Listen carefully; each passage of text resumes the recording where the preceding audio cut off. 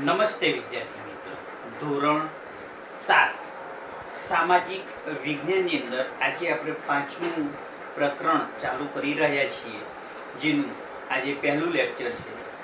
આજે જે પાંચમું પ્રકરણ આપણે ચાલુ કરીએ છીએ, આ પ્રકરણનું નામ છે વનવાસી, વિચરતી જાતિ અને સ્થાનિક સમુદાય. પ્રકરણનું નામ છે. તો આ પ્રકરણની અંદર આપણે પ્રશ્નો જોવાના છે.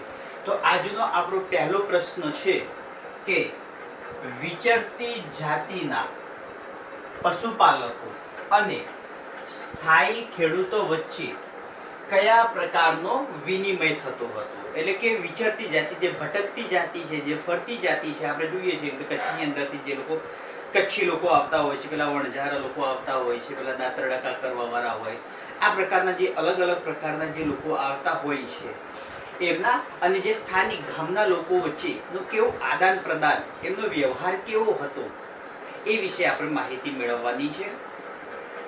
તો આપણે જોઈએ તો વિચરતી જાતિના પશુપાલકો સ્થાયી ખેડૂતો પાસેથી કઈ વસ્તુઓ લેતા, તો એની અનાજ, કપડાં, વાસણ અને અન્ય વસ્તુઓ ખરીદતા હતા. એટલે કે ગામડાવાળા લોકો પાસેથી એમની જે જીવન જરૂરિયાત, અનાજ, કપડાં, વાસણો અને બીજી બાબતો એ લોકો ખરીદતા હતા. તો એના સામે એ લોકો જે સ્થાયી ખેડૂતો હતા, જે ગ્રામવાસીઓ હતા, એમને શું આપતા, તો તેમના બદલામાં સ્થાયી ખેડૂતોને ઊન આપતા, ઘેટા બકડા હોય તો એનું ઊન, ઘી આપતા, તેમજ અલગ અલગ એમની પાસે જે વસ્તુઓ હોય એ વસ્તુઓ આપી અને એ પોતે વેપાર વિનિમયનું કામ કરતા હતા.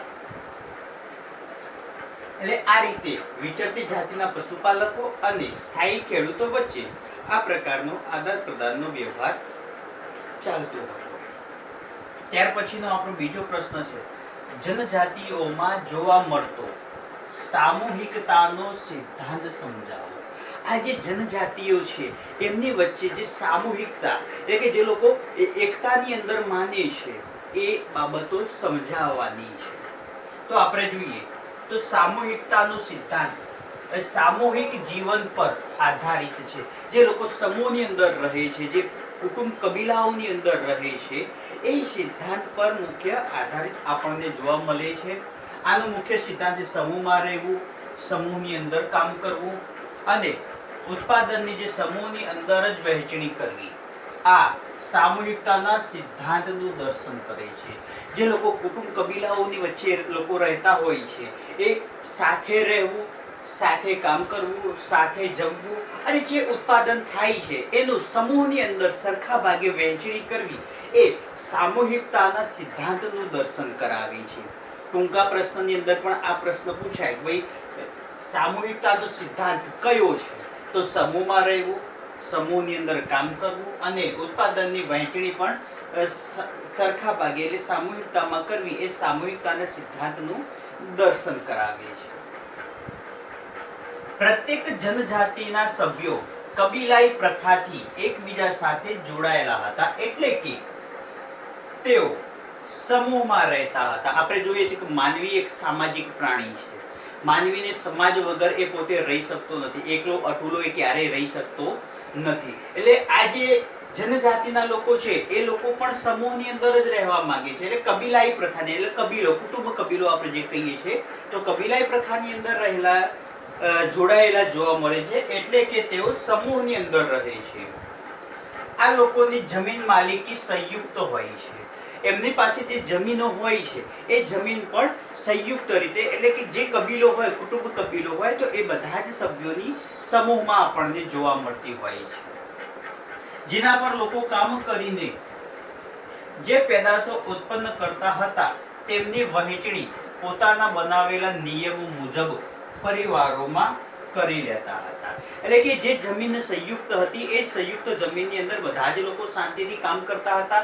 જેના પર કામ કરીને જે પેદાશો ઉત્પાદન કરતા, કે જે ખેતીની અંદરથી જે ઉત્પાદન થતું હતું, એની વહેંચણી પણ જે કુટુંબ કબીલાના જે નિયમો બનાવેલા હોય છે, આ નિયમોના આધારિત જ એ પરિવારના લોકો એકબીજાને વહેંચી લેતા હતા.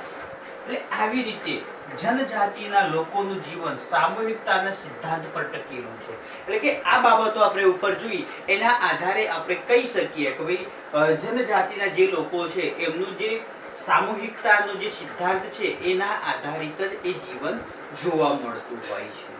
ત્યાર પછીનો આપણો ત્રીજો પ્રશ્ન છે,